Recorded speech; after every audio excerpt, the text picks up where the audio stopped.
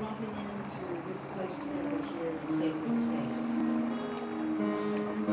Recognizing what's here already, what's present and alive, what voices and hearts come to sing together.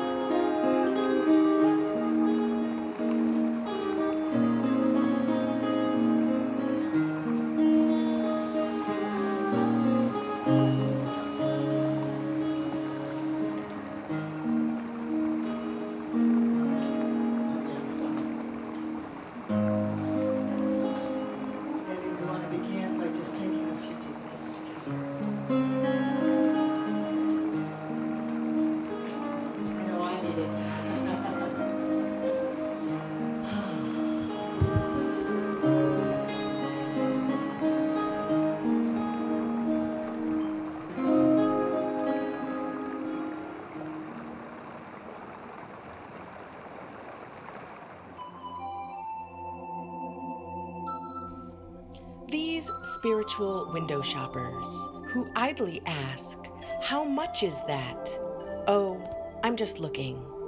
They handle 100 items and put them down, shadows with no capital.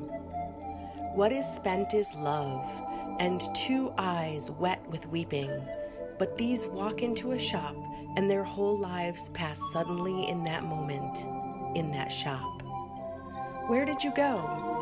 Nowhere. What did you have to eat? Nothing much. Even if you don't know what you want, buy something. Be part of the general exchange. Start a huge, foolish project like Noah. It makes absolutely no difference what people think of you. In a world ruled by corruption, deception, greed, and destruction, there is a light. While the political healthcare debates may have sunk below the current disaster or scandal of the day, we all have bodies, and those bodies need to be maintained for our entire journey here on Earth. You will meet a variety of wellness experts who can teach you to enhance your personal well-being. Love your body, take control of your time, balance your mind, and calm your emotions. Teaching Ithaca Wellness. My name is Allison Rollins, and I'm the volunteer producer for this show, Teaching Ithaca Wellness. I believe that people are suffering because of a system of unwellness. We work too much, we buy stuff we don't need, and then we can't afford the space to store it. The standard American diet has millions of children eating chemical-laden food, and the standard American healthcare system pumps them full of chemicals to cure the ailments that their chemical-laden diets produce. It's easy to get angry, fight against the injustices. There is only one disease. That one disease is separation from the unity, from the love that each one of us already is. You can begin to let go of your separation, accept the healing benefits. Hari Om is the way that we greet one another in the yogic world. It's a greeting to say hello, welcome, I recognize the divine in you.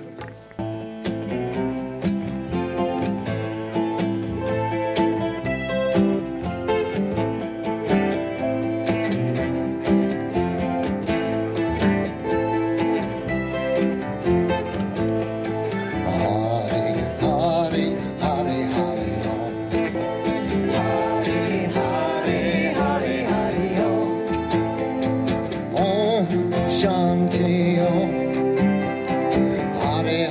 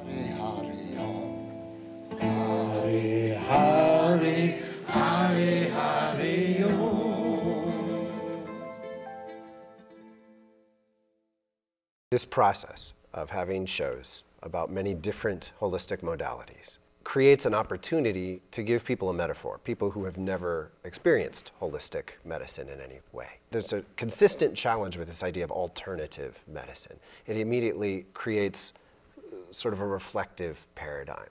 In relation to mainstream medicine, we're going to understand this. You'll want to take some notes. I was one of the people who came through the ranks of traditional Western medicine and into administration, and that was very much a part of me. I saw that it's getting away from us. It's not affordable for all of us as citizens, as a country. We can start introducing some of the Eastern modalities, which are just less expensive because they don't depend on a ton of technology. The technology has come into play, but it's not expensive in the same way that it was for me as a hospital CEO. Ancient text, the Shanghai says, where there's pain, there's stagnation of qi and blood.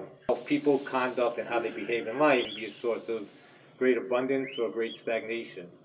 In Chinese medicine, we have three forms of pathology, you can say. One is if you get hit by a car or truck, which is trauma. Another is if you have a pestilence or some sort of invasion, what we call wind cold or wind heat. In modern medicine, we viruses and bacteria and pestilence. Third one is emotional imbalance. If you consider the basic principles, when you have proper conduct and proper relationships, you're tapped into the universe, you're channeling this energy into your daily life. My last appointment with my doctor at the concussion clinic, she was like, what is your acupuncturist doing? He describes it through the terms of Chinese medicine. So it has to do with balancing qi, energy, etc., etc. And she just looked at me. This is effective. If this was not effective, if this didn't work, then the allergies that I've had for the past 54 years of my life would not have suddenly dissipated. Molds used to be huge for me. I couldn't tolerate any mold, and I was allergic to all the psyllins as well. My sons had dropped a couple of jackets, forgotten about them. They sat in a corner. They absorbed dampness. They got moldy. He gave them to me to take home. Mom, can you fix these? This is a year and a half ago. I would have picked those up and immediately had an allergic reaction. And I've been working on them for a couple weeks now, and I haven't even had a sneeze. Wow. Nothing. When you know what you can go to, then you can start just keeping yourself healthy and keeping all this stuff at bay. I have a young daughter that often gets like coughs and congestion, particularly at night, so I do the diffuser a lot. I had a particularly strong reaction when somebody gave me a mix of the wild orange and bergamot. It kind of like, it just cleared all the clouds out of my head. A good response. Yeah. Many folks who I meet with say, it's too painful to look at it. I'll be ashamed, I'll feel bad. And I say, the numbers are there regardless of whether we look at them. So really, we're just being honest with ourselves. And by being honest with ourselves, we can start to see, is our money going towards things that we value? I want to have a positive relationship, and I want to feel well around my finances. How can I not beat myself up for not feeling like I have enough sometimes?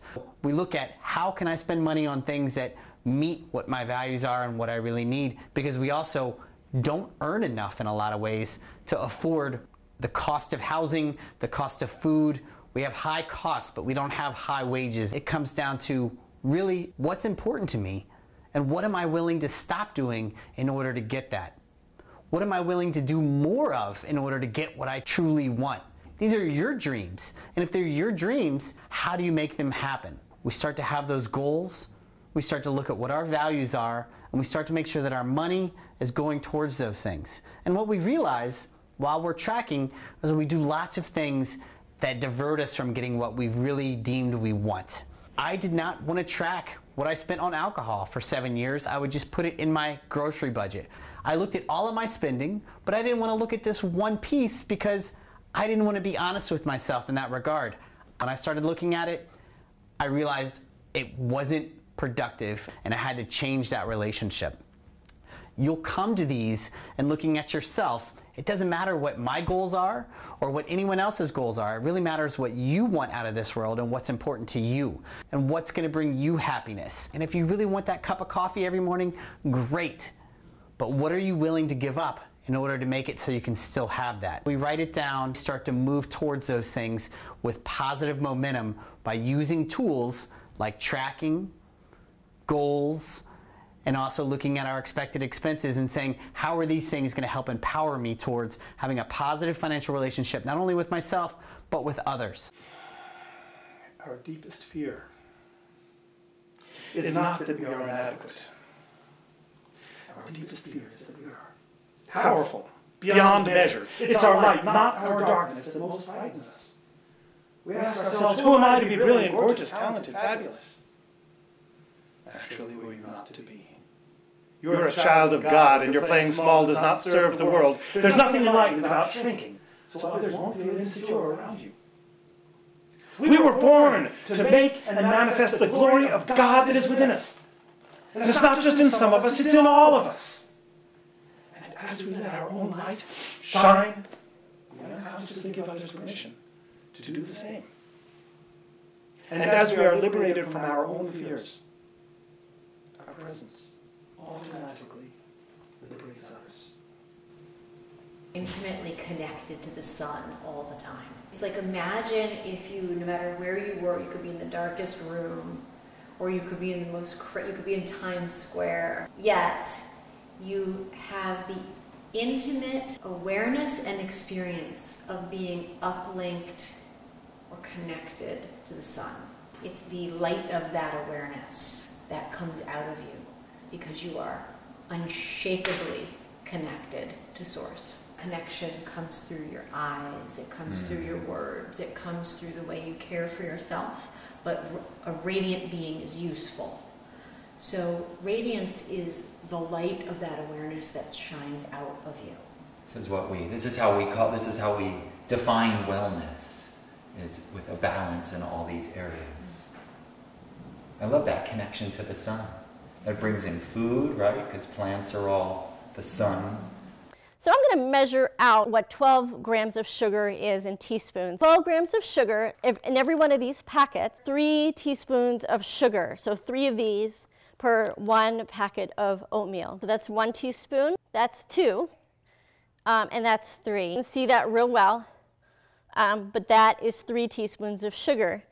And to me, based on the size of the packet, that seems like an awful lot of sugar in one little packet.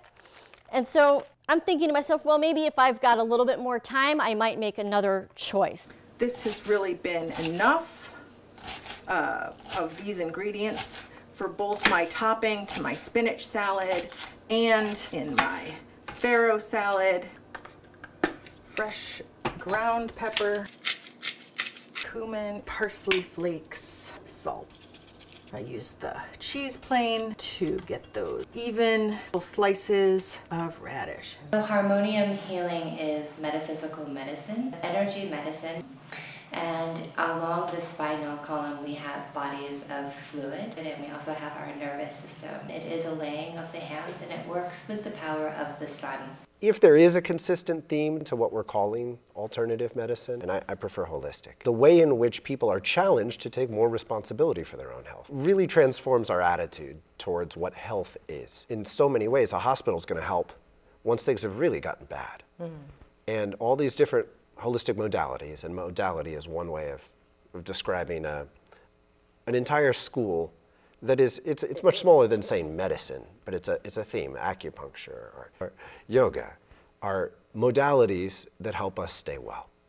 The harmonium is very different than the harmonium metaphysical medicine. The harmonium is, as you said, is an instrument, and many confuse it. It is actually spelled different. Harmonium treatment is harmony with at the end. We use sound in the treatment in my hands. And this is a technique that was taught to me by Dr. Joseph Michael Lebry and his team of harmonium healers and trainers. And Dr. Levry is a Kabbalist, a Siddiq. He works in the unseen realms, so a lot of this technology and ways of healing were actually downloaded to him, and then in turn to each one of us harmonium practitioners, we actually also receive that same download.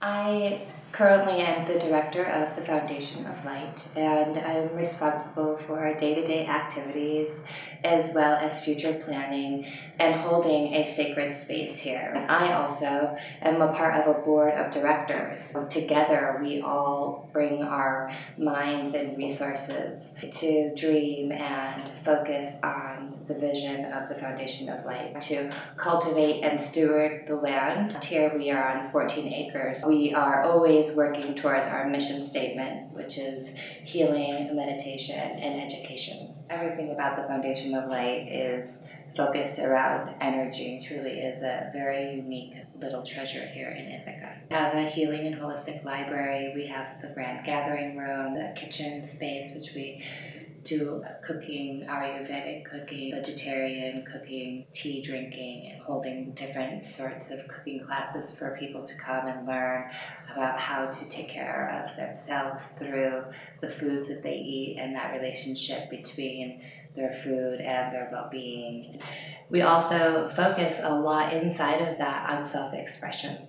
So we are home to many different activities and meditation groups, some of which are the Dances of Universal Peace, Sai Ma, which is a regular meditation group, Landmark Education, which is adult education, and we also have a small school here called the Lantern School, and it is a homeschooling program that meets 3 days a week.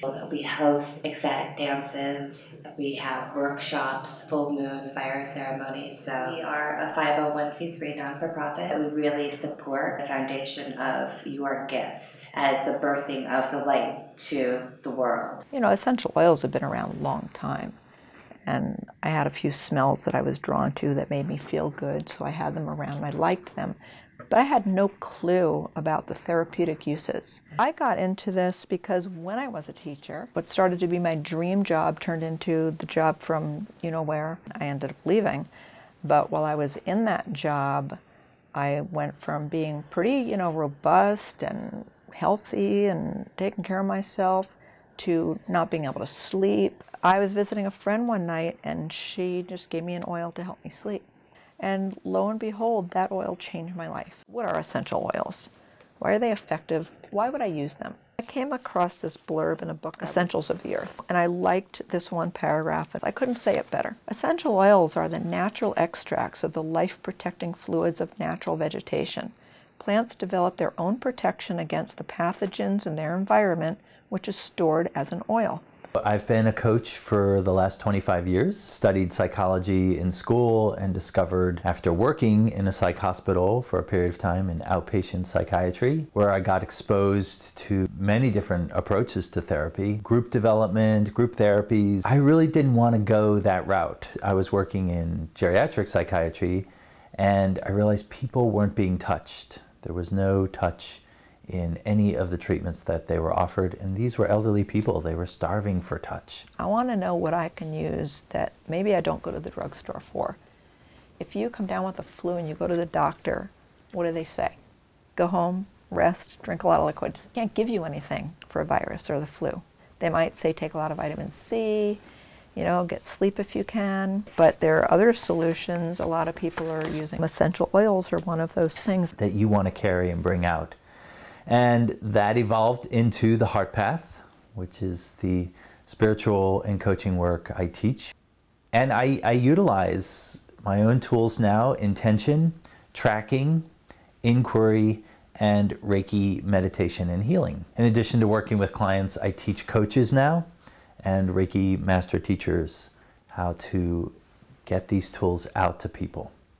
Well, the cranial work, we do a lot of unwinding of the neck, so that helps to release tensions on the spine. That helps. So a lot of times the chiropractic treatments will hold better, or you don't necessarily even need them sometimes. But just the muscles will relax and the body will self-correct. So everything basically that I was talking about, different paradigms and different treatment methods, is what you learn the first year of acupuncture. Things, and I just sort of scratched the surface. There are several other paradigms that could talk about. Moving back to Ithaca has given me this amazing access to a community of people who are very open-minded and willing to lean into new experiences with an open heart. Wellness, to me, is the absence of suffering. I frequently heard this mantra that hurt people, although it may or may not be true. It just felt like a very negative way to approach situations. Being at the massage school and around light workers, energy workers, body workers, I have more often noticed that healed people healed people. So wellness is the recognition of all of the inherent components of all this, the recognition and appreciation of all this in your life, so that we are able to stop dwelling so much on what's going wrong in our life and start to see how much is going right. We can connect with a deep wellspring of gratitude, and when that starts bubbling up, all that's left is to give. Because I think for many people who haven't explored any of these modalities, it's like walking over fire. You have to really pass through some fears to take more responsibility for your health and to trust a range of people and teachers and styles of learning that are not normal. And perhaps you don't even have more than a handful of friends who've ever done anything like it. So I think it's great that, I wouldn't say every modality, but many modalities work that way. And you have to expect it in a way that respects the practitioner. Like, they're holding space for you, and things coming to the surface is not a bad sign. Sometimes I think people pull away from alternative therapies, holistic therapies, because it'll bring up feelings they don't want to face. And you really shouldn't. Certainly don't try to walk on fire, but even don't do intense yoga practices if you're not prepared for that process. Tali Burkhan is the guy that brought firewalking to America. He traveled in India and saw people doing it, and he was the one who realized, you know what, you don't have to be a yogi to pull this off. Notice the way you engage the challenges. Notice the stuff that goes on in your head. Notice the way you take it on, whether it's about charging forward or holding back or whatever, and consider whether that's the same way you approach other challenges in life. Playful out, pay attention, let it be easy, and the way you do anything is the way you do everything. The biggest mistake I think that people make in terms of fitness is all or nothing thinking. So we all have busy schedules, and sometimes with work and family commitments, it can seem nearly impossible to stick to a fitness program. And so people think, okay, I don't have time to go to the gym, forget it. And then the flip side of it, we have people who come January, they're all ready to go, gung-ho, to start their new fitness routine, their New Year's resolutions, and they go from 0 to 6 days a week at the gym. And then after a little while, they find that's very difficult to keep up with, or worse, they get injured. That inadequacy comes from not a general understanding. A lot of terms are thrown out there, a lot of ideas are thrown out there, but we don't get a lot of training or education on these things. My parents are awesome at money. They did not talk to me about any of it growing up. They didn't give me examples of how to save, examples how to pay bills, or manage my finances. It was more along the lines of, just go out there and you'll figure it out. Breaking a board with your hand, breaking an arrow with a real point with your neck, and then finally to lead up to walking across a bed of coals. Firewalking is an act of courage. I have done 2 firewalks. They are incredible opportunities to tap this potential within ourselves. Healthy response to inflammation means fighting off oxidative stress. The next one up the period is resting and managing stress. I mean, does anyone have stress in their life? I'm putting up 2 hands because I got a lot of stress right now. Does anyone not have any stress in their life? Tell me your secret. Separate yourself a little bit more from the stressors, those factors. They may be people, they may be situations. We can't always get rid of certain people in our life, but there's ways that we can help protect ourselves a little more from the stress. You know, what's the connection between dealing with stress and having a strong immune system? If you're really stressed out, getting sick. If you're stressed, you don't take really good care of yourself, it's hard to sleep. If your immune system is compromised, it's harder to cope with stressors in your life.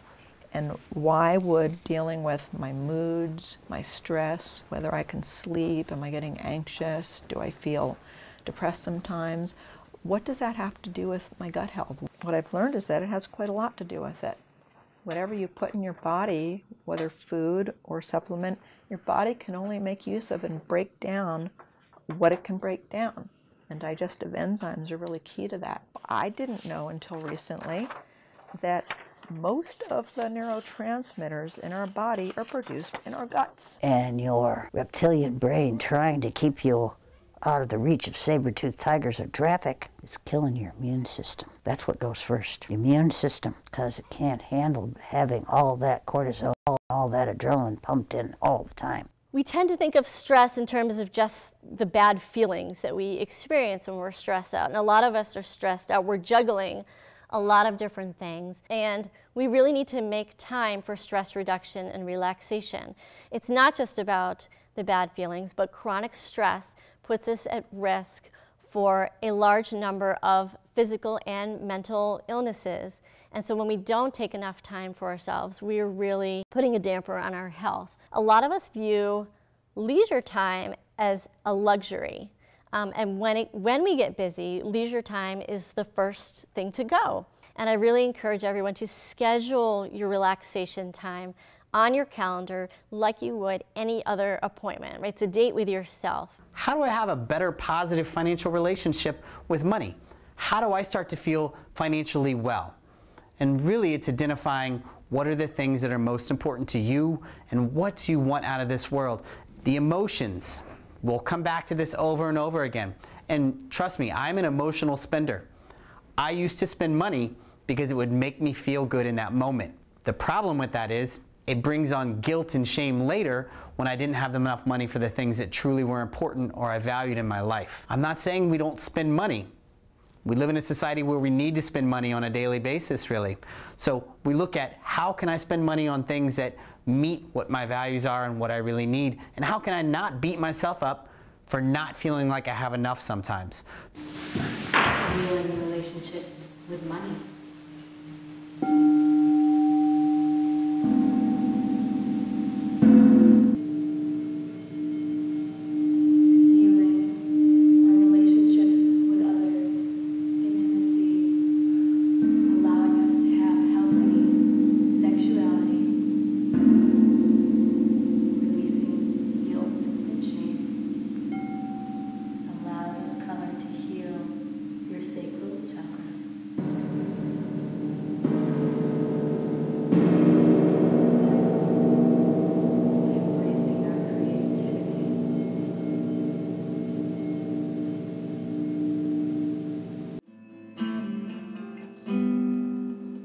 Sun salutation. Start with your arms down by your side. Rotate your palms out as you bring your hands over your head. Your palms together over your head. Bring your hands in what we call prayer position in front of your body.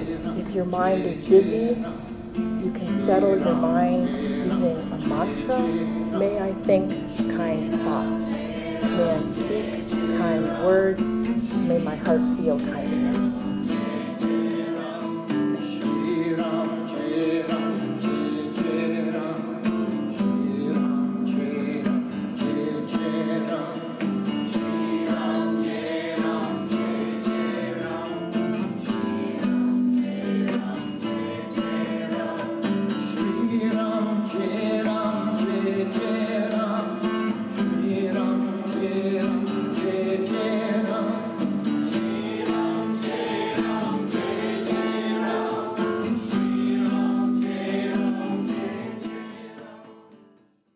Shadow energy through and get our whole being flowing. That flow state, that perfect ease of pure potentiality, moving into the next inspiration and success, feeling that accomplishment and successful contentment is your goal, then in order to reach that, it's necessary, in my opinion, to move through these shadows. Imagine a stream. It's an old stream. It's been doing its thing for a long time, and it meanders down its way. There's a stagnant pool of water off to the side, and it goes around it. A tree's fallen, it's rotting, the water channels are over the end and down around the corner. A deer wandered down and drank from the water, and then the deer got sick. It died right there, boom. And the stream keeps going. And this continues for 10 years, 20 years, as it is. Not anything inspires substantial change. And then the rain comes. Pours in a way that it hasn't rained for decades, and all of a sudden the flow in the stream is twice as strong. And the pressure increases and it moves down through past the stream bed where the stagnant pool has been. And it's enough force to stir up that water, dredge it, bring all this gunk to the surface. It starts to move the carcass and the log, and all that rot rises. And it's right in front of everyone who passes by, and it's disgusting. It looks terrible. And yet, this is the path to move that water on and out, to move this junk on and out, revealing a much bigger stream bed that can become a river. In our lives, this river is always dormant within the stream. The power of your life force is restricted by whatever you've been through that's stuck, that's rotted. And in many cases, people will go on with their lives, contending with the dead skins, the old layers of rot, and they get used to it. It becomes normal. In fact, you may not realize that this is something that stays with you. A dream you may have had to be an artist that just ossified. You never really said no, but you were never able to say yes. An early love that came to like deep fruition, and yet somehow it didn't last, and yet you weren't able to fully let it go. These energetic life forces live on. The pattern of these forces stays with us, and unless something specific happens to change you, you can die with this stagnancy. Vet bills, holidays, travel, weddings, gifts, medical, etc. The list goes on and on when we think about unexpected expenses. How does just writing them out start to change our perception of what these are? Now that we've written them out and we've started to look at them, we can expect these things to happen. I went to this ecstatic chant weekend. All of a sudden, I found myself in a room with 500 people chanting Hare Krishna with Krishnadas, an American chant leader. And we were chanting the Maha Mantra, Hare Krishna, Krishna Krishna, Hare Rama, Rama Rama, Hare Rama. And suddenly something happened to me that I can't explain in words.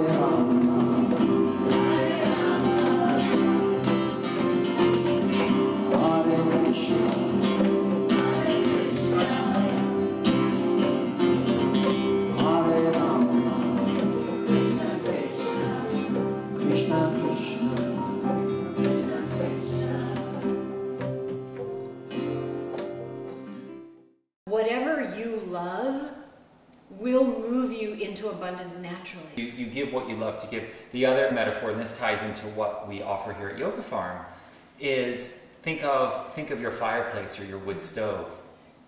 You say to the fireplace, when you give me heat, I'll give you some wood. That's not the way it is. It begins by giving your gift. For the wood stove, we have wood. And Daniela and I, when we started Yoga Farm, we saw a vision of finding a way to give. And again, it's part of conversational coaching to say, how would you know when you feel well? That's not the same for everyone. And some people have no idea because they've never felt well. Whether it be emotionally or physically doesn't make one bit of difference. Usually it's some combination of things. You know, one thing plays off in another thing. We are integrated bodies, are we not? How will you know when you're well and whole? Because we can't be sure we found it unless we start with how will you know? Reiki is energy. It's universal energy. It's here all the time. It's been called many things, but in all different traditions. In Christianity, it's called the Holy Spirit. In Hinduism, it's called Shakti. It's called Ki. It's called Shi. Quetzalcoatl. It has a name in every spiritual tradition. It's called Shekinah in the Kabbalistic Judaism tradition. And it's the active part of consciousness. So when I hold my hand over you, I'm maintaining the intention to allow Reiki, which is a Japanese Christian word that means the Holy Spirit. I'm allowing Reiki to move through me for you. The principle behind the art of Reiki is that what you need is known to Divine Spirit. I'm just a vessel, so this isn't my own energy, it's life force that moves through me. And that can be very important because it is possible to use your own energy with people, and it's much more complicated when you do. Reiki empowers the light. It opens us up to experience more energy in our body. My ex-wife wants to do Reiki on me. If I allow her to do Reiki on me, am I going to pick up all of her anger and everything that she has towards me? No, you can't get karma cooties through Reiki. It doesn't matter. You can. That's one of the reasons I love Reiki, because it's the only energy work you can do in New York State that you don't need a massage therapy license for. As you take on these challenges, you guys are going to be pushing, in some ways, past your comfort zone, in some ways taking some chances. And when someone takes a chance like that and pushes themselves like that, they deserve a hug. We're going to do a little hugging lesson. I'm going to demonstrate for you a number of hugs that you guys will have received over the years that were somewhat less than fully nourishing. Hey! Right, the bear hug. I'm afraid to touch you hug. Hey, good to see you, right? The burp the baby hug, right? Ah, right? This is not sexual. It's really clear, right? Notice it's not fully present, okay? And finally, the kind of hug that you give to a dear friend, or the kind of hug that you give to your child, or someone you really care about. Hey, good to see you. Especially if it's someone that you don't already know, make sure that it's okay before you close in for the hug, right? Make sure that they're open for that. You need a hug. I'm not asking, but I can. No worries. Yeah. So we get very specific from the very first coaching session and thinking about the why, the how, the when. And so the why is about personal motivation. And that's going to be really important later on when the going might get a little bit tough, and the personal motivation is what we go back to. From there, we identify the client's personal strengths and resources that are going to help them along the way. And we also anticipate challenges. That way we can come up with individualized strategies that are going to help the person be successful. So that's a little bit about the coaching process. Another key element in terms of coaching is the accountability. And so if you and I have spent some time writing goals for you, then you know you're going to talk to me next week to report progress. You're going to be more likely to follow through. So, and in terms of goals, we do have very specific and measurable and personalized goals. And as a coach, it's not me prescribing the goals. Doesn't mean there's any such thing as dumb goals. SMART goals simply gives us a way of tracking what we're going after. We want it to be specific, We want it to be measurable. We want it to be attainable, relevant to where we are in our life, and most importantly, we want it to be time-bound. We want our goal to have a time frame that we can actually meet. So let's practice one of these and kind of see what it would look like. A lot of folks who come in and see me haven't established a savings account or a savings history. They haven't started to have their own emergency fund. So one of the first goals we might have are, can we come up with an emergency fund? Financial counselors like myself say you should have 6 to 8 months in an emergency fund of your expenses. I don't think this is a realistic goal for us to be setting. I don't think it's relevant to where many of us are in our lives. So I say, how about $500 to $1,000 that we start with? We're going to use the number 500. I'm peaceful. And I'm ecstatic. And I thrive. Forgiveness. I am flower. And I am change. And I am conviction. I am allowance. And I am surrendering. And I am peace. I am release. I am shade. I am cycle. I am balance. Because of course it was the Roman Catholic Church that took Christian theology and spiritualism around the world. We just divorced that spiritualism between church and not just state, but church and medicine. Spirituality and religion are kind of out there, and people can be kooky if they believe too much in it. And yet there are so many miracles known to occur. We have people who put those miracles into tabloids to disconnect the populace from spirit, because a population full of spiritual beings having a human experience is so powerful that the people in power might be a little afraid of that. For them.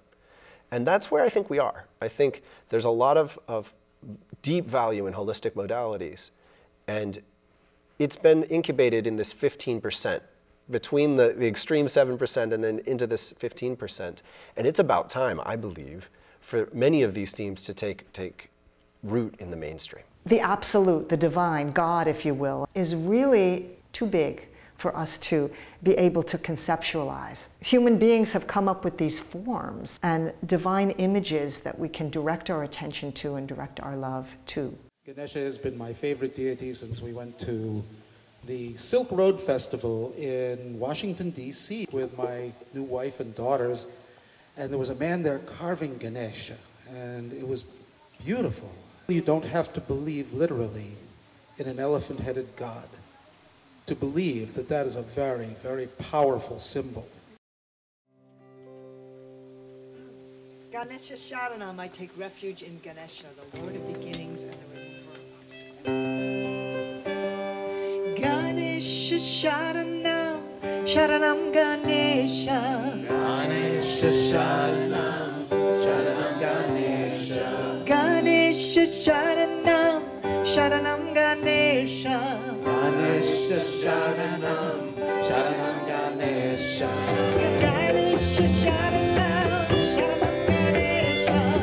Ganesha Sharanam, Sharanam Ganesha. Ganesha Sharanam, Sharanam Ganesha. Ganesha Sharanam, Sharanam Ganesha. Ganesha Sharanam, Sharanam Ganesha. Ganesha Sharanam, Sharanam Ganesha.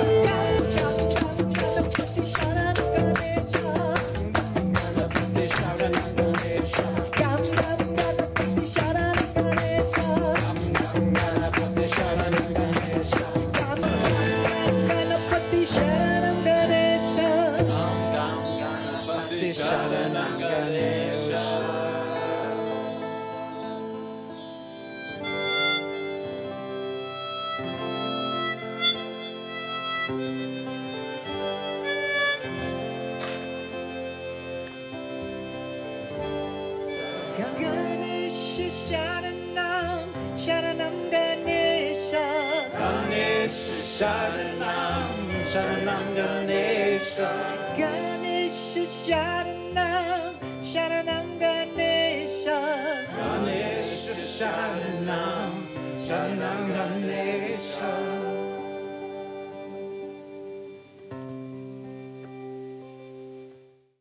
The way I see it, there is only one divine energy. Whether we call it Allah or we call it Yahweh or Krishna, is that we're all really opening our hearts to the same beautiful source of grace and to each other. I met Christopher Grant, who's the owner of Yoga Farm, through Robbie Walsh. And I started coming here very early on when we were still doing yoga up over the garage. And it's been such a privilege to watch as the barn has been restored and the classes have grown. And Yoga Farm for me has created this welcoming, supportive environment that's allowed me to come into my own and explore the things that I can do within yoga, within meditation, and the gifts that I can bring and give to other people. I was not a certified teacher when I started coming here, and to be honest, when I did the Mindful Warrior training, I had no intention of teaching yoga. I did it as a way to learn more about mindfulness, where I wanted to teach mindfulness and meditation to teenagers. And about halfway through the class, I discovered that this was something that I wanted to do. That I got the confidence to be able to make that happen for myself. I can't remember the person that said it, but these are not my words. But yoga is not about self-improvement. Yoga is about self-acceptance. And that is something that it resonated with me, and I carried it with me. That's what yoga did for me. It has allowed me to accept my body and everything about me, where I'm at, for what it is, and to love it, and be okay with what my body can do, and be so grateful for that, instead of focusing on the things that it can't do. Whenever someone has a head injury, they're going to damage their pineal gland. Because just even if you bang your head, you can shake it up, and that'll help disturb your whole hormonal balance. Dealing with things like allergies of different sorts takes a lot of energy, and if we get rid of those allergies and stuff, she'll have more energy to heal. How we would explain the energy in the vials and how that can affect the physical so dramatically. Every substance has a unique vibration. The subtle vibration of energy becoming a more dense vibration and manifesting into physicality. So these vials are actually water. We didn't take a bunch of grass and stick them in there. The computer generates the vibration and transfers it into this water. God. To the Greeks, he was Hermes, and to the Romans, Mercury. He holds a staff. It's called the caduceus. And there's a spiral of often snakes around the staff with wings at the top. Thoth left these documents, the emerald tablets, in which he describes you as a flower with living fire coming out of them. We've lost our relationship with this essential truth about what it is to be alive in a human body as a spiritual being. We are reclaiming this vivid life force as part of ourselves, and it's wild and it's worth it. I have a trademark on conversational coaching, which surprised me more than it surprised anybody. Most counselors of any variety start out, the first visit is they have a 13-page questionnaire. And so I said, here I am, and what is it that I really want to do? Tell me your story. Start wherever you want, but end up, you're sitting in that chair over there across from me. And some people start basically when I was born. Other people start when I was married. Whenever they start their story, you know you're going to have to double back to that. But you can't short-circuit the process. Stress will kill you, people. And if you don't get your arms around it, it's going to kill you and people you love. And I'll tell you exactly how it does it. See, back when there were saber-toothed tigers roaming the earth, we had to be able to run or fight when we're faced with that tiger. And we made that decision someplace in our biology, and we either fought the tiger or we ran from it. It's over. Stress is gone. That was stress. And our little reptilian brain, as we still refer to it, knew exactly what to do when we're stressed in the moment. Pump adrenaline, pump cortisol, pump more of it. Keep pumping it until the saber-toothed tiger is either dead or out of sight. Biofeedback is a way to give data to a client that helps them control the real #1 killer that we're all facing, and that's stress. Kids as young as 3 can be taught how to use the biofeedback to teach themselves how to control their stress. And now we're smarter and better, and we have lots of stuff. Our stress is much more complicated, isn't it? Those saber-toothed tigers, they come out of everywhere instead of out of nowhere the way they used to. We're designed to be able to de-stress ourselves. It was not meant to be something that had to be institutionalized. Meditation is the least expensive stress reducer that I can think of any place. And we don't do it. Why don't we do it?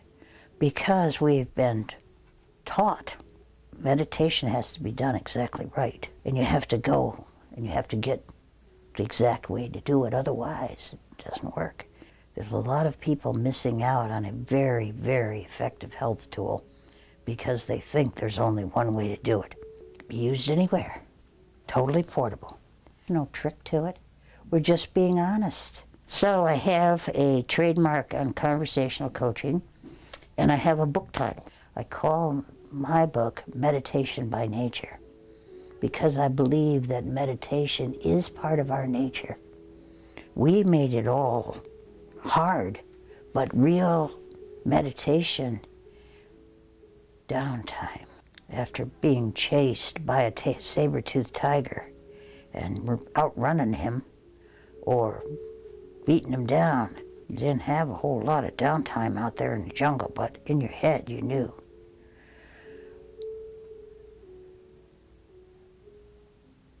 Most people think of hypnosis as something that people do in Las Vegas.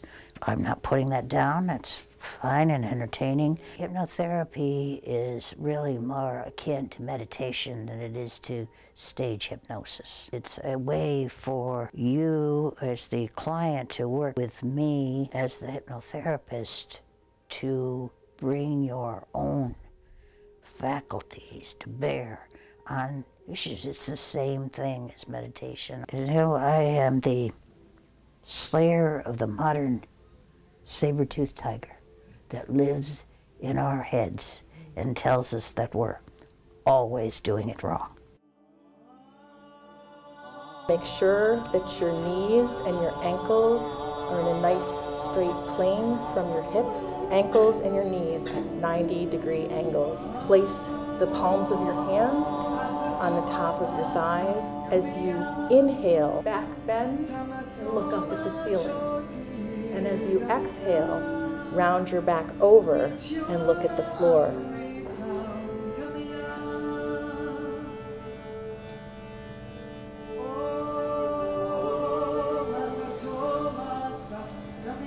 The next pose, the dancing cat.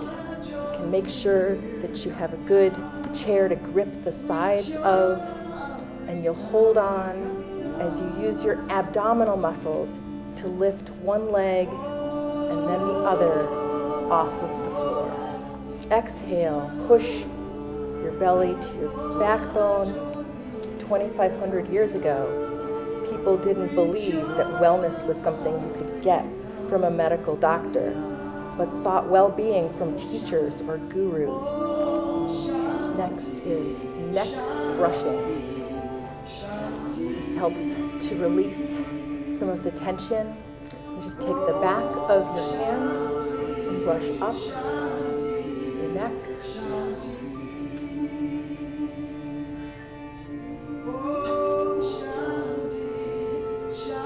You can inhale as you bring your hands into your collarbones and exhale as you flick away the negative energy.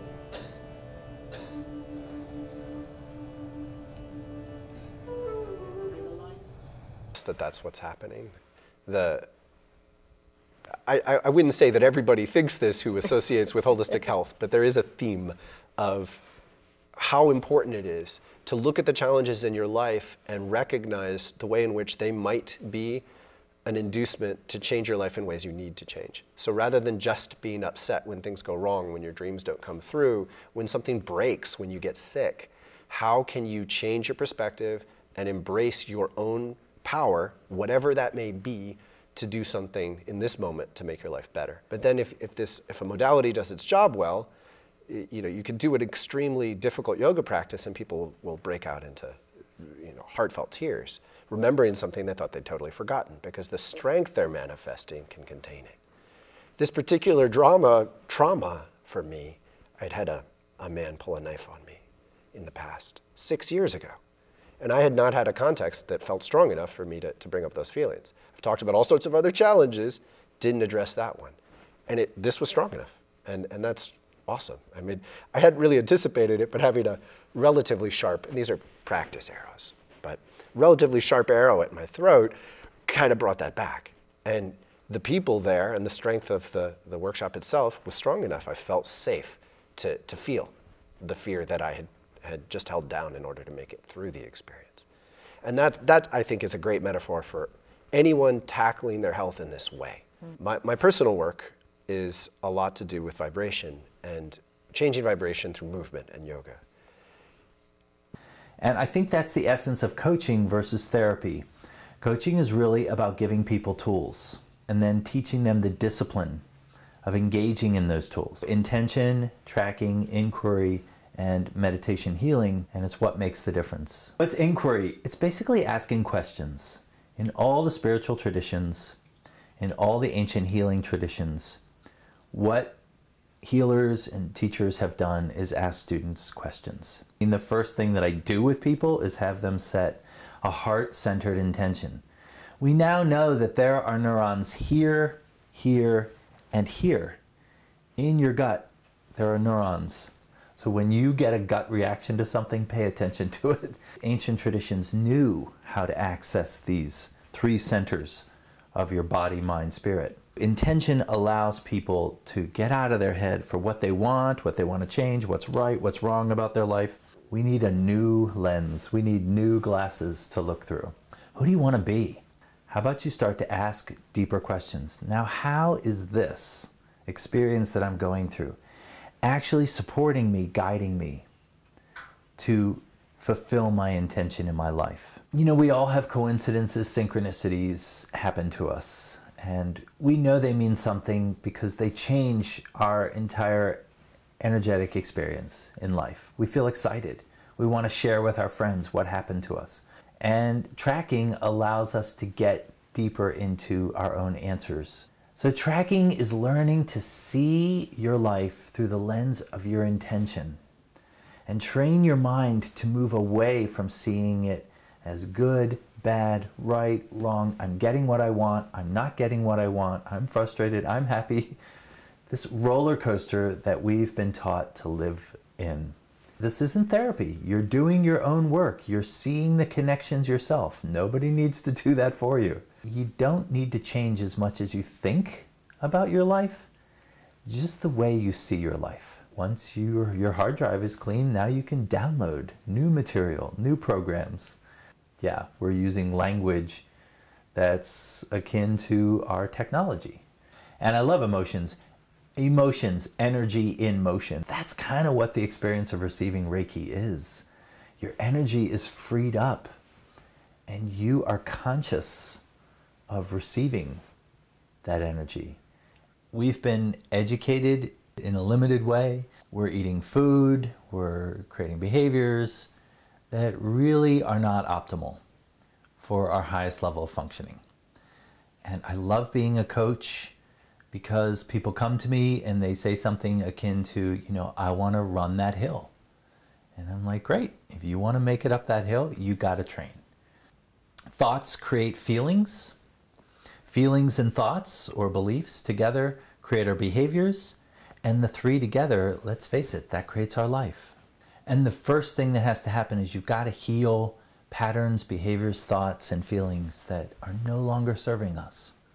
That we're believing thoughts that are not true. And there's where the inquiry comes in to help us just get clear on that. And then learning how to see through that lens. Raising the frontal bone to take pressure decompress the different bones of the skull. Different bones of the skull, people tend to think that they have the solid skull, but actually the skull doesn't fuse until you die. It has all these different parts, the occiput, the frontal bone, the parietal bone, the temporal bone, that have organic matter in them, and they have like micro movement to them. We have several microcosms of the body. Like the nose, you have all the organs represented on the nose, you have all the organs represented in the eyes, you have all the organs represented in the ears, and the hands, and the feet. Reflexology is a system of the feet, but Chinese medicine does not use, it doesn't come from China. Put it on your feet, go to bed. I was like, my feet? Oils that I don't like the smell of, I put them on my feet. I put my socks on, and I want the benefit of the oil. I put it, pretend this is my foot, right in the middle of the insole. Our relationship with one another and our relationship with ourselves flows from our relationship with our own mind. And our happiness is a reflection, our wellness, our well-being is a reflection of the quality of our thoughts, the quality of the descriptions that are running as we go about our day as householders. As we have a kinder mind, a more well mind, we want to cherish our body. We tend more kindly to our body. We feed it better. We walk our body more. We're kinder. We're more well with our relationships. We're more present. We're more patient. The work that I was doing previously, I was seeking to find ways for what I thought was going to bring happiness to me. And I had some small successes there, and yet I found that I was just getting increasingly miserable because it wasn't fulfilling to me. And so as the years rolled on, I found myself, even though I was stabilizing my financial security, I found myself becoming increasingly unhappy. And so I was turning to other things to try to make myself feel good in the moment. In the bigger picture, it's a very kind journey. Yeah. Because every place we are is honest for us. And it's preparation for the next step. It's preparation for the opening that we are. We're always in varying stages of blooming. And for me, even when in years where I was struggling with addictions, the amazing thing about hitting rock bottom is it's a foundation that you can build something new. When I was young, I saw a TV show, maybe it was 60 Minutes, where the interviewer was interviewing a physician in Asia. And he met with a man, and the man was still coughing when he left the doctor's office. And the interviewer said, "What was the cost of this office visit?" And the physician looked at him rather confused. And he said to him, "Why would he pay me? He's not well yet." We wanted to test this model. I've found for myself personally and in other opportunities, when asked what's honest and in integrity for you, people tend to show up the best.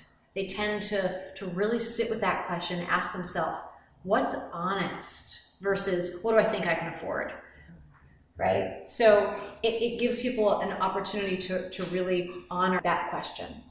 The Radiance course is an educational program where we've woven together all these parts that we've discovered and that we've been speaking about.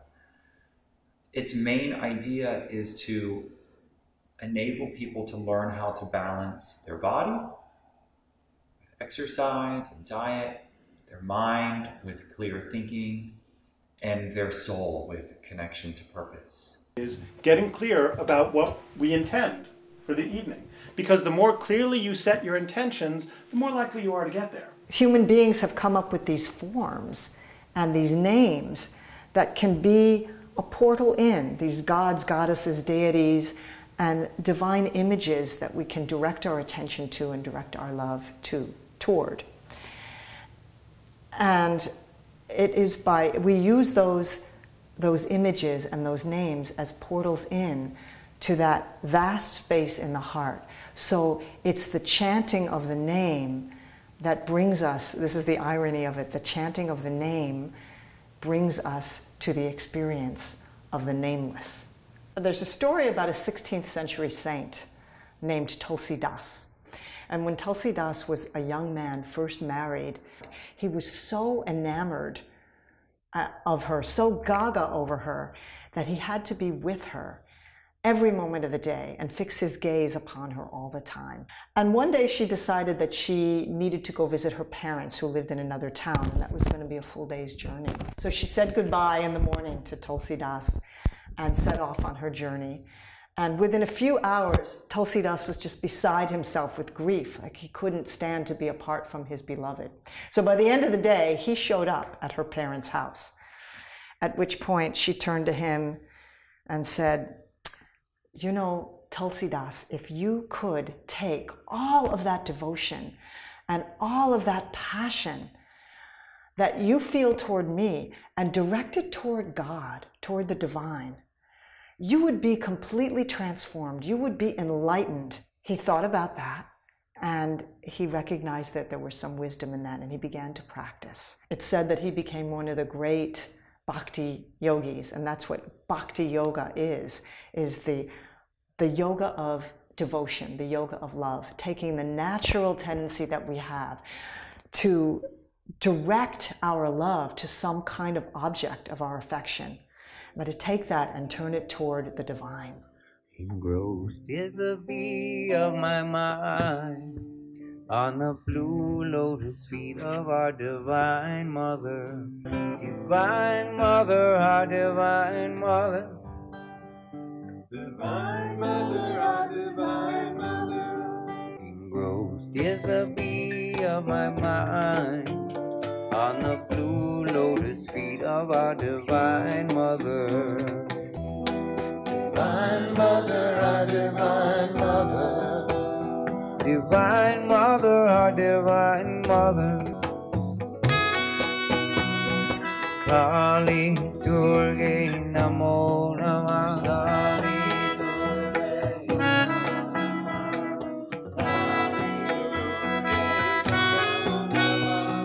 Saraswati Namo Namah. Saraswati Namo Namah.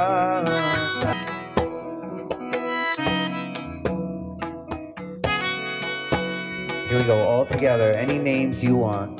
Radharani Namo Namah. Radharani Namo Namah. Mother Mary Namo Namah. Our deepest fear is not that we are inadequate. Our deepest fear is that we are powerful, beyond measure. It's our light, not our darkness, that most frightens us. We ask ourselves, who am I to be brilliant, gorgeous, talented, fabulous? Actually, who are you not to be? You're a child of God, and your playing small does not serve the world. There's nothing enlightened about shrinking, so others won't feel insecure around you. We were born to make and manifest the glory of God that is within us. And it's not just in some of us, it's in all of us. And as we let our own light shine, we unconsciously give others permission to do the same. And as we are liberated from our own fears, our presence automatically liberates others.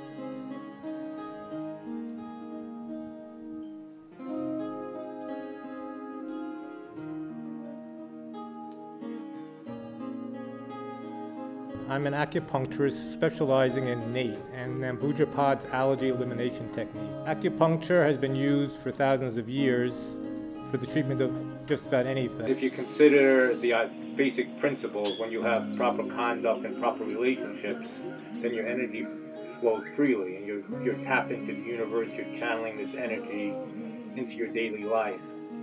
And so that in itself, people's conduct and how they behave in life can be a source of great abundance or great stagnation. And then the tongue, so important.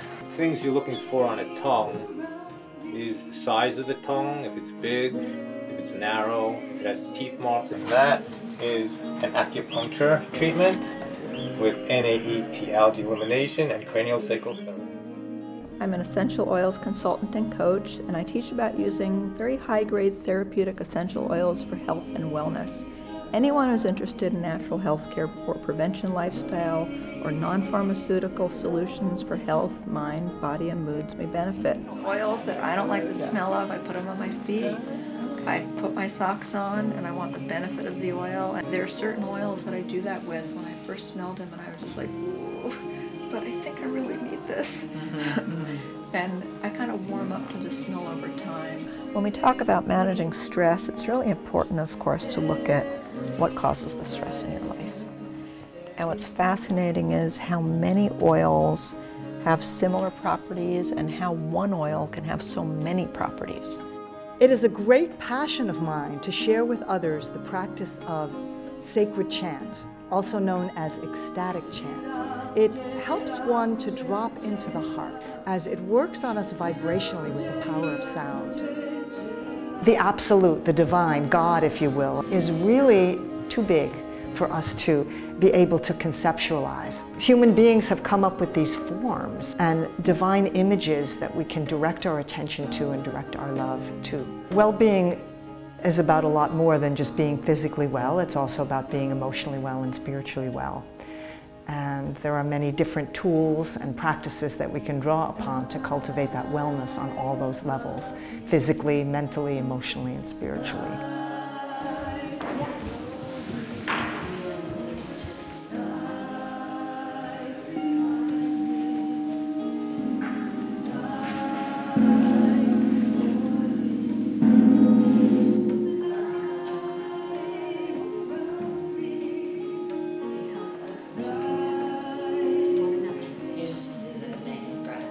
My name is I'm the director of the Foundation of Light. Wellness means something different for every individual. And for me, wellness is a complete approach to my physical, my spiritual, and my astral body. An intertwining of the three, and it's a practice. What I see when I work with people, talking about financial wellness, talking about financial health, I see a lot of shame and a lot of guilt around where they're at. And this comes from not having an understanding of where their money goes. It comes from not knowing what's enough to meet my needs. Because the numbers don't have emotions attached to them. The numbers are there regardless of whether we're writing them down or we're adding them up. Are we building a positive financial future, or are we spending more than what we currently make? Unfortunately, we're able to make really large financial mistakes these days. So people come in wanting to know, are they on the right track? What's preventing us from getting what we really want? It's emotions that are getting in our way. Research shows lifestyle choices can really help prevent chronic diseases such as heart disease, stroke, type 2 diabetes, and even where those conditions already exist, having a healthy lifestyle can help manage those conditions and the symptoms, as well as prevent complications from those conditions as well. You're going to be so much better off, you're going to be so much happier, and you're going to be well on your way on the road to a healthier lifestyle. I'm all about the story, so let me start with my story and then tell you how I got to the story. I was a lowly young member, 26 years old, and I had a master's degree in health administration. They said, little girl, come over here. You're our new CEO. Acting, of course. For the next 27 years, I was the CEO, and I loved every minute of it. After 27 years, I had a chance to take early retirement, and I did because I thought I should. And so I said, here I am, and what is it that I really want to do? Tell me your story. Start wherever you want, but end up you're sitting in that chair over there across from me. Hello, my name is Daniel Kaya Fusen, and I am an energy worker. Everything is energy. Your body, your thoughts, and every spiritual resonance that exists in and around you is a vibrating wave of light. If you meditate and develop an extremely crisp vibration, that'll shift your thoughts, which will in turn shift your body. There's a a lot of different names for energy centers in different cultures. I'm allowing Reiki to move through me for you. I'm just a vessel. A lot of times when people are stuck in trauma or drama in their lives, there's almost just a prayer, just make me okay. In fact, people's thresholds often lower at this point because they're suffering in a way that it's only hopeful to just get peace. Reiki is energy. It's universal energy. It's here all the time. It's been called many things in all different traditions. It has a name in every spiritual tradition. Hi, I'm Ravi Walsh, and I'm a spiritual life coach and healer. My idea of wellness is living in balance in one's body, mind, and spirit. The 3 stages of work that I offer people to come into balance: heal, sustain, and thrive. Most of us are just 3 questions away from a breakthrough in our life. I mean, a really big paradigm shift. Wouldn't it benefit us to have tools at our disposal that we could question our experiences? Inquiry gets us real.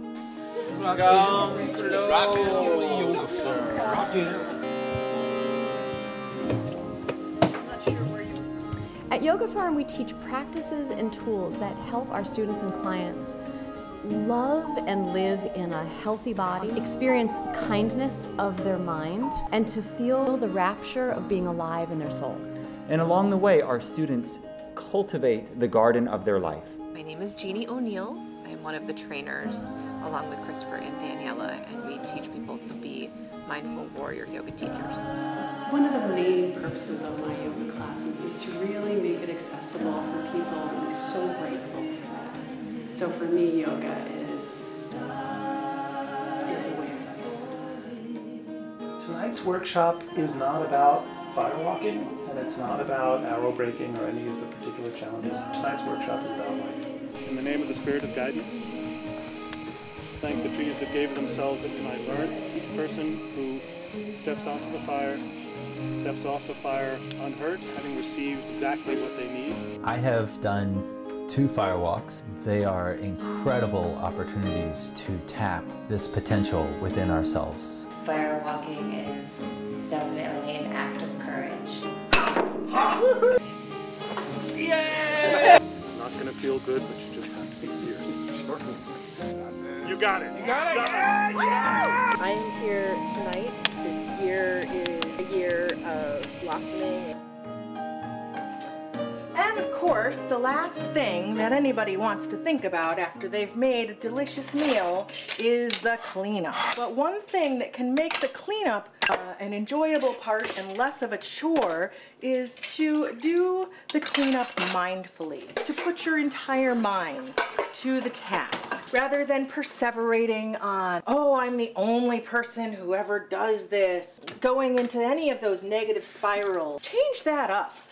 Be mindful while you're practicing. Gratitude, all of the beautiful food that I'm gonna get to eat all week long, feeling this wonderful silky foam that's coming from my sponge. Practicing appreciation for everything. Instead of complaining that I have so many dishes to do, you know, appreciate each one. The function that it served. You know, when I reach about Thursday, usually every week, my sprouts grow to a point that they don't fit in my mason jar anymore. And then I rinse them out and I put them in my salad spinner and they grow even more. And I have so many wonderful sprouts each week. Wow, I'm so glad I got to have that wonderful experience of making a fabulous, nutritious meal. Really, it takes no time at all. You know, there's a comfort in our negativity. We wouldn't be negative and complaining and griping about everything all the time if it didn't have some kind of appeal. It's also humbling and spiritful to say, but I don't want a dishwasher. I love to examine and appreciate my fantastic high-quality tools. It's your choice. You can be mindful or not.